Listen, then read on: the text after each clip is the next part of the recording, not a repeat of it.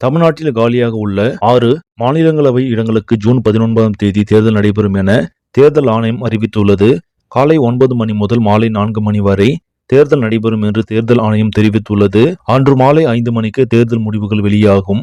Anbumani, Vaiko, Abdullah, Wilson, Shanmugam, Chandrasekhar ஆகிய 6 மாநிலங்களவை உறுப்பினர்களின் பதவிக்காலம் ஜூன் 24ஆம் தேதி.